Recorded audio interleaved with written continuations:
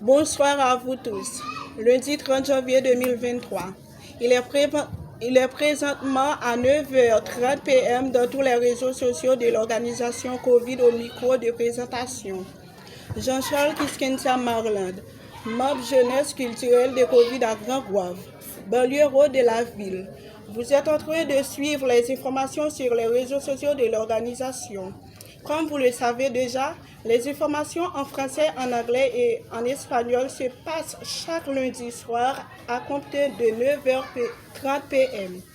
Pour la version créole, cela se passe chaque vendredi à compter de 9h30 p.m. avec M. Jean-Claude Mésidor depuis Carrefour-Feuille, Port-au-Prince qui est le responsable en chef de ce journal créole. Nous démarrons maintenant avec les informations de chez nous. En Haïti, c'est toujours le kidnapping qui fait la une quotidienne où on est répertorié d'un cas de kidnapping. Dans tous les endroits de la capitale haïtienne,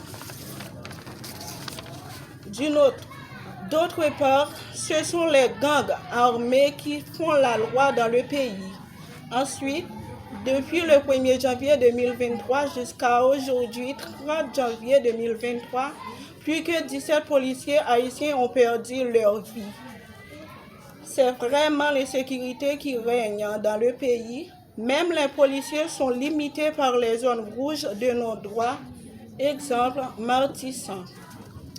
Autre volet de l'actualité, jeudi écoulé, beaucoup d'endroits du pays étaient en ébullition.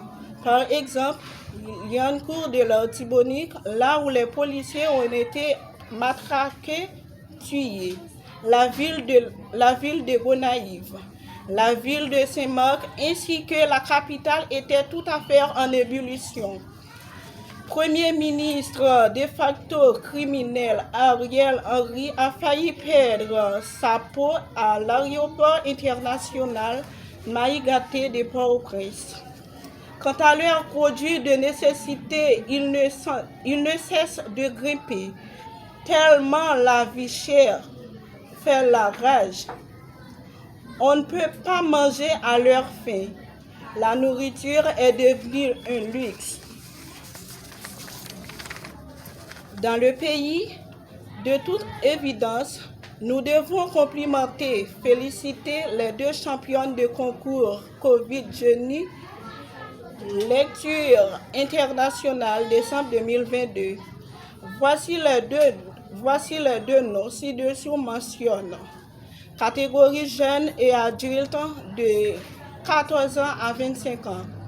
Marie-Rose Catherine Milor, championne étoilée qui a gagné $60 US cash money.